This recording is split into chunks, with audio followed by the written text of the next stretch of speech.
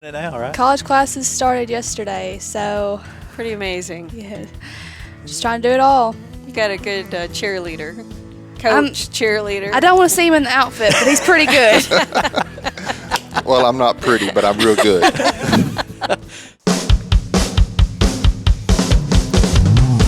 The award-winning Tennessee WildCast is on the air with the latest on hunting, fishing, boating, wildlife watching, and all things outdoors. Make welcome your host, drummer and outdoor expert novice, Jason Harmon. All right. Hello, everybody, and welcome to this edition of Tennessee WildCast. We're glad you're tuning in. Thanks for watching. Thanks for listening.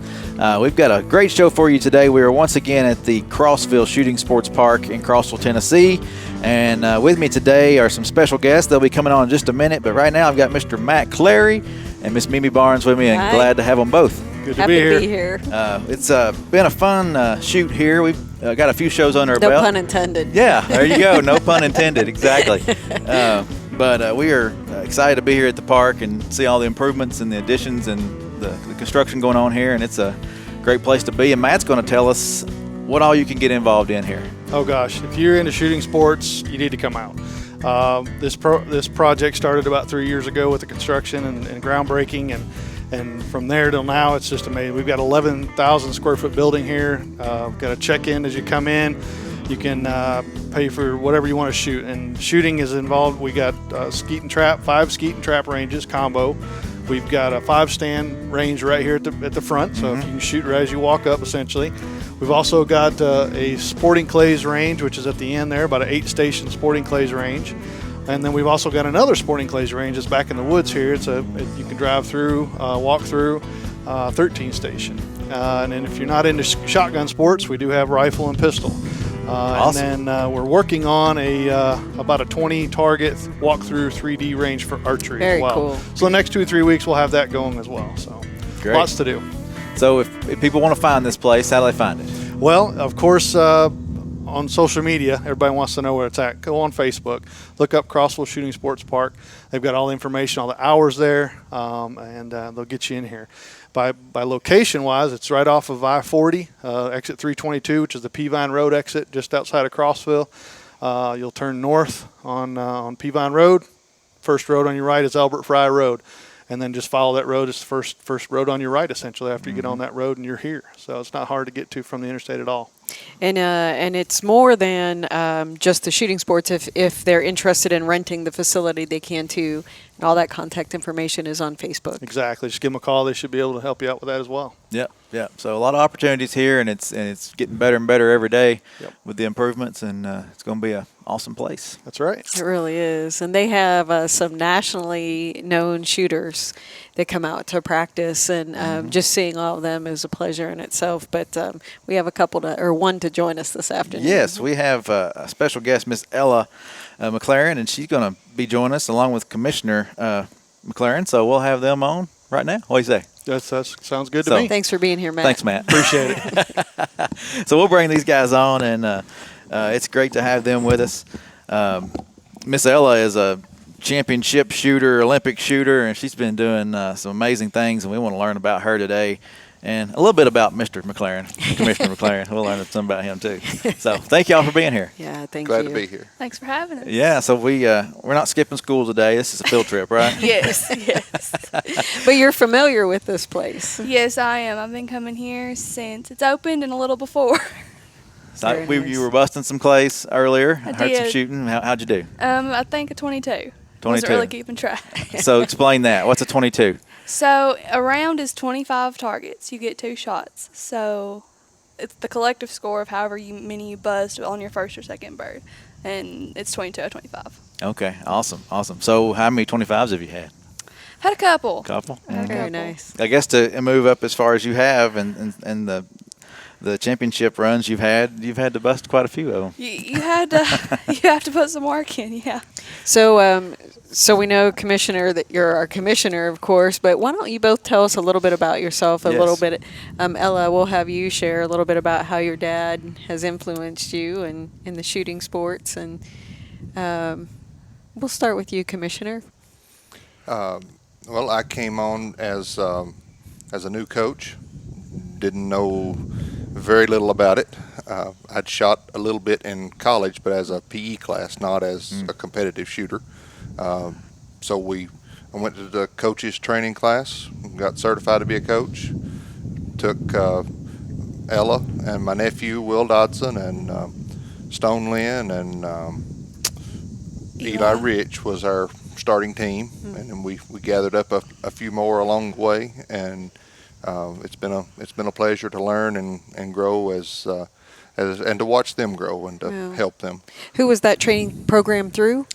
We started out with SCTP. Okay. We got our coaches certification through that. It was an NRA Level 1 coaches certification. We also signed up with 4-H and got 4-H certified. Nice. So we can shoot 4-H and SCTP. Very nice. Awesome. So you you grew up in the outdoors, right? Yes, sir. But you didn't shoot like competitively or until you started teaching your kids, I guess, and forming that team. Right. I shot, of course, growing up, hunting, fishing, farming, all that. And I shot a little bit of archery, competitive. Went to a few 3D shoots long time ago. And we won't count back. Right. Well, we won't count the years. Way back in the day. She can say that. Yeah. But I can still hold my own with archery. With archery, I can. Yeah. And so occasionally they let me shoot with them now. Not often with the shotgun, but occasionally they let me shoot the shotgun with them. Oh. That's great. Yeah. So Ella, tell us a little bit about how you came up. Your dad, I guess, was your coach and got you started. How old were you? I think I was in 6th grade. 6th grade when we started the idea in 5th grade, and then by 6th grade we actually had the team and we started growing. We started with American trap, which is ATA birds, much slower, smaller restrictions. I did that. I placed at SCTP Nationals my 8th grade year, and I'd won state the previous couple times, and then I went up to a clinic with him as kind of like a guinea pig for the international stuff, and they had us shoot wobble after this class that they did and just try to coach us after being taught how to coach. So I'm shooting and it's going really well. They're saying you need to take her to state JOs. You really need to get her there. And by JO you mean? Junior Olympics. Junior, yeah. So the state level is the qualifier to go out to Colorado, which is the national level. So we went to state. This the first year it was at Henry Horton, which is in West Tennessee, and it was a monsoon. I don't know why I continued with it after that. It was miserable. And then I made the qualifying score, and we headed out to Colorado for the first time, and it's just been blowing up from there. Yeah, I just kept growing and That's awesome. moving on. What do you enjoy about it? I guess the challenge, where I'd started on American Trap, once you do this, you realize that's nothing. That's a piece of cake. Well, hold on now. A piece of cake, I guess. Well, shoot that and you'll understand. The birds are much faster. You have harder angles. Instead of a single thrower, you have 15 throwers spread out. So it's not exactly a piece of cake, but it's pales in comparison. Right. Wow. You know. Cool. Wow. That's great. So how many times have you made it to the Olympic trials and the Junior Olympics? I've been to the National Junior Olympics 4 years now. Wow. Awesome. And I just recently made the SCTP International National Team this past June. So what does that mean as far as travel goes? A lot more of it. We'll have a clinic here in October that's going to be up north. I'm not quite exactly sure yet where. Then we'll have another one getting ready for spring selection right after Christmas in Arizona. And then we'll have, I think, 3 more camps throughout the year to get ready for various shoots. How often do you practice each week? Well, since school started back, I try to make it up here about once or twice a week. Okay. Wow. That's a pretty good little haul from where you're from, I guess. And It's an hour and a half, Hour but and a that's half. the closest bunker. So yeah. you might, and then you do stuff at home. You do your gun mounts, you do your exercises, all your eye training. You gotta drink your water, gotta be hydrated. So it's more than just going out and firing up the targets and going at it. Yes, from March, from about March, a little bit before March, February, I cut out like all sugar, like all extra sugar. So water only, and Gatorades occasionally, but all extra sugars, all sweets, it's all out. Wow. That's discipline. It is. So the Olympic bunker here has really made a difference in your practicing for the Junior Olympics. It has. It's got me able to be on a bunker more than because it's easier to come up here than it is to go to Nashville every week. Yeah. Yeah, we're grateful. We think it's an amazing place to see everybody that's able to utilize it. It's very nice. Yes. Yeah, and for your accomplishments, how cool is that? It's helped out a lot. Just having this here. Yeah. So tell me this. Talk about the equipment. We've talked about, you're shooting shotguns, but there's so much more stuff that goes into being prepared for a day's shoot or a competition. Tell us what you go through to be ready as far as equipment goes. I'll grab my shells. So I have those laid out. I keep them in a flat, so this is just a box full of shells.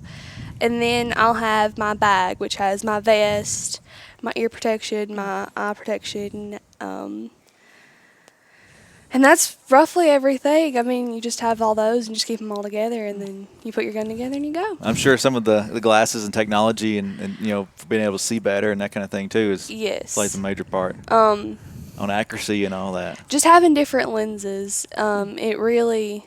So I have purple lens, kind of gloomy, and where it's got a green background, it makes the orange pop. So like where you might use a purple lens today, you might use a orange lens tomorrow. Wow. Different people actually use different lenses in the same condition. It just depends on how their eye sees color. Right. And so that competition in the rain at Henry Horton, do they make a rain lens? Or? No. I mean, they make lenses better for the rain, but nothing really helps when it's spackled with rain. Yeah, that's pretty I would impressive imagine. that you could qualify, in those conditions. I mean, that's awesome. It's rained every year at State JO for the past 3 years. Wow. Well, you know what to expect this year then. Every year without fail. During the final. So the final is when your top 6 competitors so like all your top 6 female and your top 6 males go into an elimination. And that's where I said you had 2 shots earlier. You get 1 shot in the final. So when you're shooting in the final, you have all this extra pressure. And when it rains in a final, it's just good luck. So cutting out sugar is helpful. Yeah. It seems crazy, but I find it helps me. Now we know what to do before deer season. Right. Drink water and cut out sugar. So you can climb the tree stands and get out there and be accurate. And just so you know, the sugar rule does not apply to the coach. I've seen some of your cooking. So tell us about your gun too. I shoot a Krieghoff K80 Sporting Edition, and it's shooting about 50-50 right now. Wow. So the pattern, it's a level it's equally as high as it is low. So one of the other things that folks are always curious about when you're practicing, how many rounds you go through? It depends. If I'm having a hardcore training day, I've shot as many as 13 rounds, but on a normal day, I try to keep it under 5. Okay. Wow. Yeah. So let's move to the dad side or the coach side. What's it like being on the other end with your daughter out there competing? I'm sure you're nervous and anxious, and all these things are, part of it. But what's it like? It's been a ride. To start with, I was able to help her till she got up in that 80, 85, 90 score, and then once she passed 90, it become more of a mental game to help her to keep her mind centered on it where it needs to be, and with that, so I work with that what I can and help her what I can, and I keep her ammo and keep her water and keep everything going and keep her fueled. Yeah. And she goes out and does the work. Wow. Oh. I'm sure you're nervous though. I mean, sitting over on the sidelines, waiting for each of those targets to fly. What's going to happen next? Oh yeah, of course. The fun part is being nervous and hiding it from her so she doesn't see. Well, a lot of these competitions, the international stuff, it's a 2-day competition or more, and I personally can't know where I'm at going into the second day. And for him, that he knows where I'm at, and he can't cue me in, or otherwise I'll know. So he's gotten better at it. Used to, you could tell, be like, So you don't want to see the leaderboard. no. So now I become the bodyguard, so kind of like the Secret Service. Yeah, you know. I can see that. When somebody comes in and starts talking about scores, I just say, no, Shut them down. we don't do scores. No, thank you. We don't do rankings. We're fine. What, is there anything mentally that you all do to prepare right before shoot or right before you're up?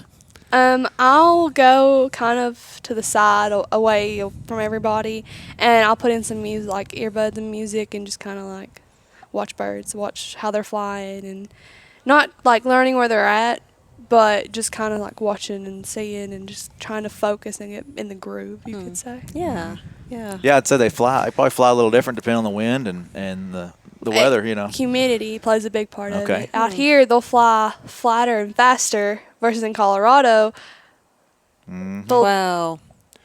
they'll just go and And with the Olympic bunker is different from trout, not just because it's got 15 throwers, but because it has different schemes or patterns in which they're thrown. With the standard ATA trout, it has a set parameter that it can come out in, and it's going to be at the same plane or same elevation each time, just a different angle. With the bunker, you may have one going way high and one screaming down low that just barely rises above the house. What's your favorite? I like a high right, just arcs up, and And you're a right-handed shooter? Or I'm a left-handed. Left-handed. I started right-handed, but they switched me left-handed after a couple months because I'm left-eye dominant. That could play a difference, yeah. It Big did. difference. It did. Right-handed, I got to where I would close my left eye so I could keep it all on this side.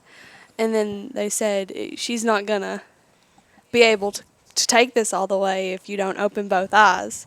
So we switched left-handed.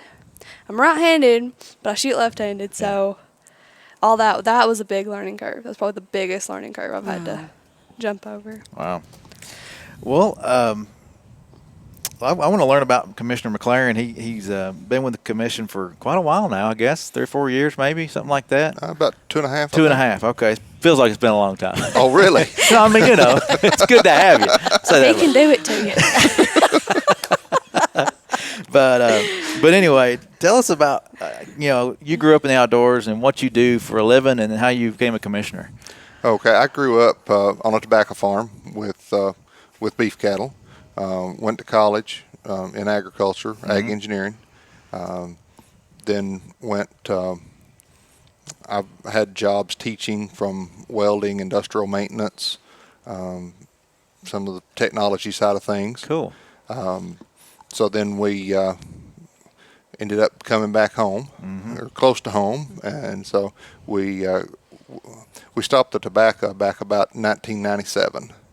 So we kind of upped the beef herd, and so we've got a cow-calf registered Angus beef operation, and so we raise beef. That's a busy everyday job, I'm sure. Yeah. I was up at 4 this morning. That's early. Keeps you going. Was with the cows till dark last night, and back with them by shortly after daylight this morning. So it's calving time. It's not like that every day, but it's calving time. So we're there to check out and make sure all the new mamas and the babies are getting along fine. Very nice. So hunted and fished when I was a kid, growing up. Got married, kind of, didn't have time to do as much of the hunting and the fishing as I did growing up. I remember one year I was in high school, I got to hunt every single day of the rifle season. Wow. And of course, I don't have that much time available now. That's hard to accomplish, though. Yeah, That's great. Yeah. Every single day, either a morning or evening or sometimes all day. But so I had that, was fortunate to have that opportunity growing up. And so now I raise kids and cows and play with wildlife and commissioner stuff on the side. Yeah, get What them a- out when you can. I'm sure get them out yeah. outdoors. Yeah. So how did you become a commissioner? You're appointed, but Yes, sir. how did all that come about? I knew Jim Bledsoe, Former commissioner. Or has been commissioner, as we like to call him, through Farm Bureau, and was in the same area, and he had talked to me about it a while he was on the commission, and one day he asked me, he said, "Hey, you want to be a commissioner?" I said, "Sure." Have you enjoyed Here it? we are. I have really enjoyed it. What's been a surprise about the agency? To be honest, I had no clue. Here we go. Yeah, I had no clue how the commission operated, and it was a big learning curve about how everything works and how the money and the appropriations come for everything to do. I was a hunter my whole life, and I just assumed that our money came from the state. I had no clue that it was most all was hunter licenses was what funded us, and that has been the biggest shocker that's hit me. A lot of folks still don't realize that. Right. Yeah, we say we ride on the coattails of our hunters and anglers to be able to prolong wildlife in our mission for future generations.